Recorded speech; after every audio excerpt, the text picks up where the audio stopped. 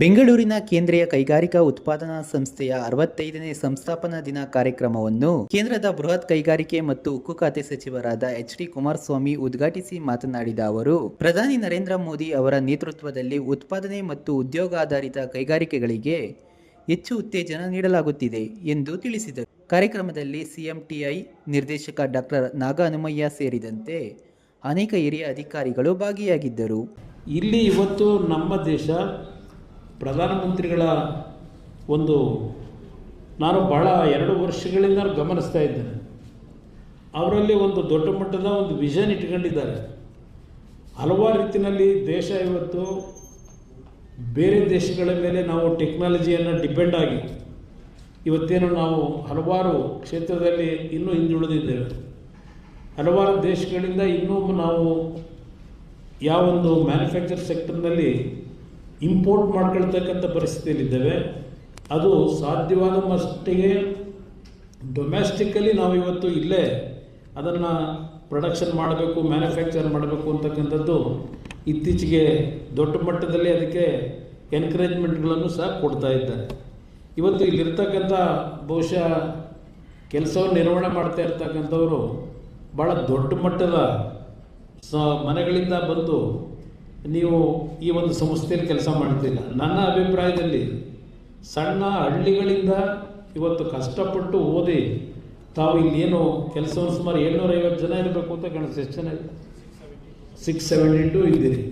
ಇವತ್ತು ನಿಮ್ಮೆಲ್ಲರ ಕಾಂಟ್ರಿಬ್ಯೂಷನ್ ಏನಿದೆ ಈ ಸಂಸ್ಥೆಯ ಹಂತ ಹಂತವಾಗಿ ಮೇಲೆ ಬರ್ತಕ್ಕಂಥದ್ದಕ್ಕೆ ಇವತ್ತು ನಿಮಗೆ ನಿಜಕ್ಕೂ ನಾನು ಅಭಿನಂದನೆ ಸಲ್ಲಿಸಬೇಕು. ಇವತ್ತು ದೇಶದಲ್ಲಿ ನಾವು ರಿಸರ್ಚ್ಗೆ ನಾವು ನಮ್ಮ ದೇಶದಲ್ಲಿ ಏನೋ ಬಜೆಟ್ನಲ್ಲಿ ಹಣ ಇಟ್ಟಿದ್ದೇವೆ, ಬಹುಶಃ ಭಾಳ ನೆಗ್ಲಿಜಿಬಲ್ ಅಮೌಂಟನ್ನು ಇಟ್ಟಿದ್ದೇವೆ. ನಾವು ಚರ್ಚೆ ಮಾಡ್ತೇವೆ, ಆದರೆ ಪ್ರತಿ ವರ್ಷವೂ ರಿಸರ್ಚ್ಗೆ ಹೆಚ್ಚಿನ ಆದ್ಯತೆಗಳನ್ನು ಕೊಡ್ತಾ ಇದ್ದೀವಿ. ನಾನು ಈ ಇಲಾಖೆಯ ನಿರ್ವಹಣೆಯನ್ನು ಮಾಡಬೇಕಾದ್ರೆ ಸುಮಾರು 7-8 ತಿಂಗಳ ಹಿಂದೆ ನಾನು ಬರಬೇಕಾದ್ರೆ ಮಾತನಾಡ್ತಾ ಇದ್ದೆ ನಮ್ಮ ನಾಗಹನುಮಯ್ಯವ್ರ ಜೊತೆಯಲ್ಲಿ. ನಾನು ಈ ಸಂಸ್ಥೆಗೆ 500 ಕೋಟಿ ಹಣವನ್ನು ನಮ್ಮ ಇಲಾಖೆಯಿಂದ ಕೊಟ್ಟರೆ ದೇಶದಲ್ಲಿ ದೊಡ್ಡ ಮಟ್ಟದಲ್ಲಿ ನಿಮ್ಮಗಳ ದುಡಿಮೆ ಏನಿದೆ ಭಾಳ ಈಗ ನಾನು ಬಂದಂಥ ಸಂದರ್ಭದಲ್ಲಿ ನನಗೇನು ತಮ್ಮ ಈ ಸಂಸ್ಥೆಯಲ್ಲಿ ಹಲವಾರು ರಿಸರ್ಚನ್ನು ಇವತ್ತು ನೀವು ಮಾಡ್ತಕ್ಕಂಥಲ್ಲಿ ಯಶಸ್ಸನ್ನು ಕಂಡಿದ್ದೀರಿ. ಹಲವಾರು ವಿಷಯಗಳಲ್ಲಿ ಹೇಳಿದ್ರು, ಸುಮಾರು 350-400 ವಿಷಯಗಳಲ್ಲಿ ಇವತ್ತು ತಾವೇನು ಟೆಕ್ನಾಲಜಿಯನ್ನು ಕಂಡುಹಿಡಿದಿದ್ದೀರಿ. ಇವತ್ತು ಹಲವಾರು ಮೈನ್ಯೂಟ್ ಸೆನ್ಸಿಟಿವ್ ವಿಷಯಗಳನ್ನು ಸಹ ಇವತ್ತು ಗುರುತಿಸ್ತಕ್ಕಂಥದ್ದು ಯಾವೊಂದು ಪರ್ಫಾರ್ಮೆನ್ಸ್ ವಿಷಯದಲ್ಲಿ ತಾವು ಅದಕ್ಕೆ ಸರ್ಟಿಫಿಕೇಟ್ ಕೊಡ್ತಕ್ಕಂಥದ್ದಕ್ಕೆ ಮತ್ತು ಕೆಲವು ಇಂಡಸ್ಟ್ರಿ ಸೆಕ್ಟರ್ನವ್ರ ಜೊತೆಯಲ್ಲಿ ತಮ್ಮ ಒಡಂಬಡಿಕೆ ಮಾಡ್ಕೊಂಡಿದ್ದೀರಿ. ಇದು ಅತ್ಯಂತ ಯಶಸ್ವಿಯಾಗಿ ಏನು ಕೆಲಸ ನಿರ್ವಹಣೆ ಮಾಡ್ತಾ ಇದೆ. ಇದು ದೇಶದಲ್ಲೇ ಬಹುಶಃ ವಿಶೇಷವಾದಂಥ ರೀತಿಯಲ್ಲಿ CMT ಸಂಸ್ಥೆ ಬೆಂಗಳೂರಿನಲ್ಲಿ ನಿಮ್ಮಗಳ ದುಡಿಮೆಯಲ್ಲಿ ದೇಶಕ್ಕೆ ದೊಡ್ಡ ಮಟ್ಟದ ಕಾಂಟ್ರಿಬ್ಯೂಷನನ್ನು ತಾವು ನೀಡ್ತಾ ಇದ್ದೀರಿ ಅಂತಕ್ಕಂಥದ್ದನ್ನು ನಾನು ಇವತ್ತು ನಿಮ್ಮ ಸಂಸ್ಥೆಯ ನಿಮ್ಮ ಚಟುವಟಿಕೆಗಳನ್ನು ನೋಡಿದಾಗ ನಾನು ಹೇಳ್ತಕ್ಕಂಥದ್ದು ಅತಿಶಯೋಕ್ತಿಯನ್ನು. ನಗರದಲ್ಲಿ CMTನ ಸಂಸ್ಥೆ ಅತ್ಯಂತ ಅದ್ಭುತವಾದಂಥ ರೀತಿಯಲ್ಲಿ ದೇಶಕ್ಕೆ ಬೇಕಾಗಿರ್ತಕ್ಕಂಥ ಹಲವಾರು ಟೆಕ್ನಾಲಜಿಗಳನ್ನು ಇವತ್ತು ಹೊರದೇಶಗಳಿಂದ ನಾವು ತರಬೇಕಾದಂಥ ಪರಿಸ್ಥಿತಿಗಳೇನಿತ್ತು, ಆ ಸೆನ್ಸಿಟಿವ್ ಟೆಕ್ನಾಲಜಿಗಳನ್ನು ಇವತ್ತು ಇಲ್ಲೇ ಇಲ್ಲಿರ್ತಕ್ಕಂಥ ನಮ್ಮ ವಿಜ್ಞಾನಿಗಳು, ಹಲವಾರು ಆ ವಿಜ್ಞಾನಿಗಳ ಜೊತೆ ಕೆಲಸ ಮಾಡ್ತಕ್ಕಂಥ ಸಿಬ್ಬಂದಿ ವರ್ಗ ಅತ್ಯಂತ ಯಶಸ್ವಿಯಾಗಿ ಚಂದ್ರಯಾನಗೆ ಬೇಕಾದಂಥ ಎಕ್ವಿಪ್ಮೆಂಟ್ಗಳಿರ್ಬೋದು, ಡಿಫೆನ್ಸ್ಗೆ ಮತ್ತು ಆಟೋಮೊಬೈಲ್ ಇಂಡಸ್ಟ್ರಿಗಳಿಗೆ ಇವತ್ತು ಹಲವಾರು ರೀತಿಯ ಸೆನ್ಸಿಟಿವ್ ಮೆಟೀರಿಯಲ್ಗಳನ್ನು ನಾವೇನು ಇಂಪೋರ್ಟ್ ಮಾಡ್ಕೋತಾ ಇದ್ದೀವಿ. ಅದನ್ನು ಆತ್ಮನಿರ್ಭರ್ನ ಕಾರ್ಯಕ್ರಮದ ಅಡಿಯಲ್ಲಿ CMTI ಮುಖಾಂತರ ನಮ್ಮ ರಾಜ್ಯದಲ್ಲೇ ನಮ್ಮ ದೇಶದಲ್ಲೇ ಎಲ್ಲರಿಗೂ ಆ ಟೆಕ್ನಾಲಜಿಗಳು ದೊರಕಬೇಕು ಅಂತಕ್ಕಂಥದ್ದಕ್ಕೆ ಹಲವಾರು ರೀತಿಯಲ್ಲಿ ಇಲ್ಲಿ ಇವತ್ತು ಏನು ಇನ್ವೆಷನ್ ಮಾಡ್ತಾ ಇದ್ದಾರೆ. ಅದರಲ್ಲಿ ಅತ್ಯಂತ ಯಶಸ್ವಿಯಾಗಿ ಇವತ್ತು ಇಲ್ಲಿಯ ಸಿಬ್ಬಂದಿಗಳು ಮತ್ತು ನಮ್ಮ ಹನುಮಯ್ಯನವರ ನೇತೃತ್ವದಲ್ಲಿ ಇತ್ತೀಚಿನ ದಿನಗಳಲ್ಲಿ ಭಾಳ ಅದ್ಭುತವಾಗಿ ಇವತ್ತು ಭಾಳ ದಾಪುಗಾಲಿನಲ್ಲಿ ಈ ಟೆಕ್ನಾಲಜಿಗಳನ್ನು ಇಂಟ್ರೊಡ್ಯೂಸ್ ಮಾಡಲಿಕ್ಕೆ ಸಂಸ್ಥೆ ಯಶಸ್ವಿಯಾಗಿ ಕೆಲಸ ನಿರ್ವಹಣೆ ಮಾಡ್ತಾಯಿದೆ. 65ನೇ ವರ್ಷದ ಫೌಂಡರ್ಸ್ ಡೇ ಇವತ್ತು. ಆ ಹಿನ್ನೆಲೆಯಲ್ಲಿ ಇವತ್ತು ಆ ಕಾರ್ಯಕ್ರಮದಲ್ಲಿ ಭಾಗವಹಿಸ್ಲಿಕ್ಕೆ ಬಂದಿದ್ದೀವಿ. ನೋಡಿದೆ ಫೈನಲ್ ನೋಟಿಫಿಕೇಶನ್ ಮಾಡಿದ್ದಾರೆ.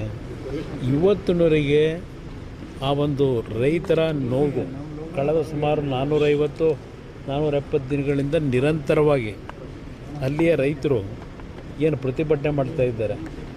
ಅಲ್ಲಿ ಅತ್ಯಂತ ಯಶಸ್ವಿಯಾಗಿ ಕೃಷಿ ಕೆಲಸಗಳು ನಡೀತಾ ಇದೆ. ತೆಂಗಿನ ತೋಟ, ಅಡಿಕೆ ತೋಟಗಳು, ರೇಷ್ಮೆ ಬೆಳೆ ಬೆಳೆಯತಕ್ಕಂಥದ್ದು, ಎಲ್ಲ ರೀತಿಯ ಒಂದು ಹೈನುಗಾರಿಕೆಯಲ್ಲಿ ಈಗ ತಿಂಗಳಿಗೆ 6 ಲಕ್ಷ ಲೀಟ್ರೇನೋ ಹಾಲನ್ನು ಹಾಕ್ತಾಯಿದ್ದೀವಿ ಅಂತಾರೆ. ಅಂಥ ಸ್ಥಳದಲ್ಲಿ ಇವತ್ತು ಅವ್ರನ್ನೆಲ್ಲ ಒಕ್ಕಲೆಬ್ಬಿಸ್ತಕ್ಕಂಥ ಕೆಲಸ ಮಾಡ್ತಾ ಇರತಕ್ಕಂಥ ಪ್ರತಿಭಟನೆ ಏನಿದೆ, ಸರ್ಕಾರ ಹಲವಾರು ರೀತಿಯಲ್ಲಿ ಅಲ್ಲಿ ಪ್ರತಿಭಟನೆ ಮಾಡ್ತಾ ಇರತಕ್ಕಂಥವ್ರು ಮತ್ತು ಬೆಂಬಲ ಕೊಡಲಿಕ್ಕೆ ಹೋದವರಿಗೆ ಪೊಲೀಸ್ ಇಲಾಖೆ ವತಿಯಿಂದ FIRಗಳನ್ನು ಹಾಕಿ ತೊಂದರೆ ಕೊಡ್ತಾ ಇರ್ತಕ್ಕಂಥದ್ದು. ನಾನು ಈಗಿನ ಗೃಹ ಸಚಿವರು ಹೊಸದಾಗಿ ಬಂದಿದ್ದಾರೆ, ಈಗ ಅವರ ಹೇಳಿಕೆನೂ ನಾನು ಗಮನಿಸಿದ್ದೇನೆ ದೆಹಲಿಯಲ್ಲಿದ್ದಾಗಲೇ. ಅವರು ಯಾವುದು FIRಗಳನ್ನೇ ಹಾಕಿಲ್ಲ ಅಂತೇಳಿದ್ರೆ ಇವತ್ತು FIR ಹಾಕಿದ್ರೆ ತೆಗೆಸ್ತೀವಿ ಅಂತ ಹೇಳ್ತಾರೆ. ಈ ರಾಜ್ಯದಲ್ಲಿ ಯಾವೊಂದು ಪ್ರಜಾಪ್ರಭುತ್ವದ ವ್ಯವಸ್ಥೆಯಲ್ಲಿ ವಿರೋಧವನ್ನು ವ್ಯಕ್ತಪಡಿಸ್ತಕ್ಕಂಥದ್ದಕ್ಕೆ ಶಾಂತಿಯುತವಾಗಿ ಪ್ರತಿಭಟನೆ ಮಾಡ್ತಕ್ಕಂಥವ್ರ ಮೇಲೆ ದಬ್ಬಾಳಿಕೆ ಮಾಡಿ ಪೊಲೀಸ್ ಇಲಾಖೆಯ ದೌರ್ಜನ್ಯ ಇವತ್ತೇನು ನಡೀತಾ ಇದೆ.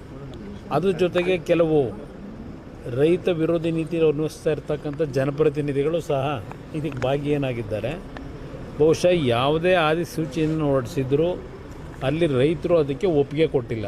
ರೈತರಿಂದ ಯಾವುದೇ ರೀತಿಯ ಒಂದು ಮೀಟಿಂಗ್ಗಳು ಮಾಡದೆ ಸುಮಾರು 3,500 ರೈತರು ಕುಟುಂಬಗಳೇನಿದ್ದಾವೆ ಎಲ್ಲರಲ್ಲಿ 80% ವಿರೋಧ ಇದೆ. ಅಂಥ ಪರಿಸ್ಥಿತಿನಲ್ಲಿ ಇವತ್ತು ಸರ್ಕಾರ ಒಂದು ರೀತಿ ದಬ್ಬಾಳಿಕೆ ಮುಖಾಂತರ ನಾವು ಮಾಡಿದ್ದೇ ತೀರ್ಮಾನ ಅಂತಕ್ಕಂಥ ರೀತಿಯಲ್ಲಿ ಹೊರಟಿದ್ದಾರೆ. ಇವತ್ತು ಹಲವಾರು ಪ್ರದೇಶದಲ್ಲಿ ಡ್ರೈ ಲ್ಯಾಂಡ್ ಇರ್ತಕ್ಕಂಥ ಏರಿಯಾಗಳಿದೆ. ಅದನ್ನು ಇವತ್ತು ಐಡೆಂಟಿಫೈ ಮಾಡಿ ಏನು ಬೇಕಾದರೂ ಅಭಿವೃದ್ಧಿಗೆ ಇವತ್ತಿನ ಸಮಸ್ಯೆಗಳ ಪರಿಹಾರಕ್ಕೆ ಜಾಗವನ್ನು ಹುಡುಕಲಿ. ಇಲ್ಲಿ ಯಾರು ರೈತರು ನಿಜವಾಗಿ ಇವತ್ತು ನಿಜವಾದ ಕೃಷಿಯನ್ನು ಮಾಡ್ತಾ ಇದ್ದಾರೆ, ಇವತ್ತು ಅಂಥ ರೈತರನ್ನ ಒಕ್ಕಲೆಬ್ಸೋದ್ರಿಂದ ಇವತ್ತು ರಾಜ್ಯದಲ್ಲಿ ರಾಷ್ಟ್ರದಲ್ಲಿ ರೈತರಿಗೆ ಇವತ್ತು ಬೆಂಬಲ ಕೊಡಬೇಕು ಅಂತಕ್ಕಂಥದ್ದು ಒಂದು ಕಡೆ ಹೇಳ್ತೀವಿ. ಇವತ್ತು ಆಹಾರ ಉತ್ಪಾದನೆ ಇರ್ಬೋದು ಮತ್ತು ಬೇರೆ ಬೇರೆ ದೇಶಗಳಿಗೆ ರಫ್ತು ಮಾಡ್ತಕ್ಕಂಥ ರೀತಿಯ ಒಂದು ತೋಟಗಾರಿಕೆ ಒಂದು ಕೃಷಿ ಕೆಲಸವನ್ನು ನಿರ್ವಹಣೆ ಏನು ಮಾಡ್ತಾ ಇದ್ದಾರೆ. ಆ ಭಾಗದಲ್ಲಿ ಜನ ಇವತ್ತು ಈ ಕೃಷಿಯಿಂದ ಉತ್ತಮವಂತ ಬದುಕನ್ನು ಇವತ್ತು ಅವ್ರು ಕಾಣ್ತಾ ಇದ್ದಾರೆ. ಅಂಥ ಭಾಗದಲ್ಲಿ ಇವತ್ತು ನಾನು ಮಾಡಲೇಬೇಕು ಅಂತ ಹೇಳಿ ಏನು ಹೊರಟಿದ್ದಾರೆ. ಅವತ್ತು ನಾನೇನು 2006ನೇ ಇಸ್ವಿನಲ್ಲಿ 5 ಟೌನ್ಶಿಪ್ಗಳನ್ನು ಮಾಡಬೇಕು ಅಂತಕ್ಕಂಥದ್ದು ನಿರ್ಧಾರ ಮಾಡಿದ್ದು ನಾನೇ. ಯಾತಕ್ಕೆ ಮಾಡಿದೆ? ಬೆಂಗಳೂರು ನಗರದಲ್ಲಿ ಯಾವೊಂದು ಜನಸಂದಣಿ ಒತ್ತಡ, ಬೆಂಗಳೂರು ಒಂದು ಸ್ಯಾಚುರೇಟೆಡ್ ಪಾಯಿಂಟ್ಗೆ ನಾವು ಡೆವಲಪ್ಮೆಂಟಲ್ಲಿ ನಾವು ರೀಚ್ ಆಗಿದ್ದೇವೆ. ಅದರಿಂದ ಬೆಂಗಳೂರಿನ 30 ಕಿಲೋಮೀಟರ್ ವ್ಯಾಪ್ತಿಯ ಹೊರಗೆ 5 ಟೌನ್ಶಿಪ್ಗಳನ್ನು ಮಾಡಬೇಕು ಅಂತಕ್ಕಂಥದ್ದು ಮಾಡಲಿಕ್ಕೆ ಹೊರಟಾಗ ಇದೇ ಕಾಂಗ್ರೆಸ್ಸು ವಿರೋಧ ಮಾಡಿದ್ರು. ಸತ್ಯಶೋಧನಾ ಸಮಿತಿ ಅಂತ ಮಾಡಿ ಅವತ್ತು ವಿರೋಧ ವ್ಯಕ್ತಪಡಿಸಿದಂಥದ್ದೇನಿದೆ ಅದರ ಹಿನ್ನೆಲೆ ಮತ್ತು ಅಲ್ಲಿಯ ಜನತೆಯ ಭಾವನೆಗಳಿಗೆ ಸ್ಪಂದಿಸಿ ಆ ಒಂದು ಯೋಜನೆ ಮಾಡ್ತಕ್ಕಂಥದ್ದನ್ನು ಸ್ಥಗಿತಗೊಳಿಸಿದ್ದು. ಈಗಿನ ಸರ್ಕಾರದಲ್ಲಿ ಏನು ಬೆಂಗಳೂರು ದಕ್ಷಿಣ ಅಂತಕ್ಕಂಥ ಒಂದು ವ್ಯಾಪ್ತಿಯನ್ನು ಇವತ್ತೇನು ವಿಸ್ತರಣೆ ಮಾಡಿ ಈ ರೀತಿಯ ಜನವಿರೋಧಿ ನೀತಿಯನ್ನು ಮಾಡಲಿಕ್ಕೆ ಹೊರಟಿದ್ದಾರೆ. ಬಹುಶಃ ಅಲ್ಲಿಯ ರೈತರು ಅವ್ರಿಗಿರ್ತಕ್ಕಂಥದ್ದು ಈಗ ಕಾನೂನು ಹೋರಾಟ ಮಾಡಬೇಕು. ಪಾಪ ಪ್ರಿಯಾಂಕಾ ಖರ್ಗೆ ಅವ್ರು ಹೇಳಿದ್ದಾರೆ ಕಾನೂನಲ್ಲಿ ಹೋರಾಟ ಮಾಡಲಿ ಅಂತ ಹೇಳಿ. ನಿಮಗೆ ರೈತರ ಬಗ್ಗೆ ಎಷ್ಟು ಗೌರವ ಇಟ್ಕೊಂಡಿದ್ದೀರಿ ಅಂತಕ್ಕಂಥದ್ದು ಇಲ್ಲೇ ಗೊತ್ತಾಗ್ತದೆ. ಇವತ್ತು ಅಲ್ಲಿ ನೋಡಿದ್ರೆ ದೊಡ್ಡಬಳ್ಳಾಪುರ ಭಾಗದಲ್ಲಿ ಅಲ್ಲೂ ರೈತರ ಮೇಲೆ ದಬ್ಬಾಳಿಕೆ ನಡೀತಾ ಇದೆ. ಅಲ್ಲಿ ಇವಾಗ ಅದರ ಜೊತೆಗೆ ಅಶೋಕ್ ಅವರು ಮೊನ್ನೆ ಹೇಳಿರ್ತಕ್ಕಂಥದ್ದು ಗಮನಿಸಿದೆ. ಇಲ್ಲಿ 10,000 ಕೋಟಿ ವ್ಯವಹಾರ ನಡೀತದೋ ಇನ್ನೊಂದು ಬೆಳೀತದೋ ಅದೆಲ್ಲ ಬೇರೆ ಇರಲಿ.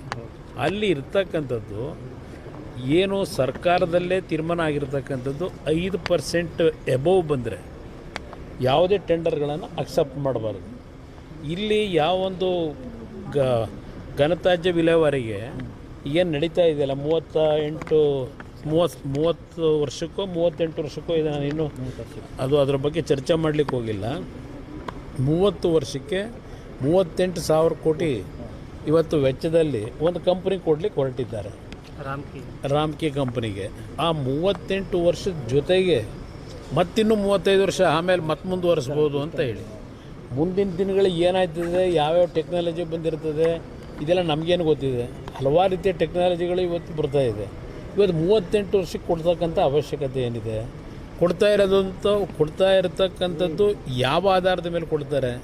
ಫೈನಾನ್ಸ್ ಇಲಾಖೆಯಿಂದ ವಿರೋಧ ಇದೆ. ಆರ್ಥಿಕ ಇಲಾಖೆ ಅಧಿಕಾರಿಗಳು ವಿರೋಧ ವ್ಯಕ್ತಪಡಿಸಿದ್ದಾರೆ.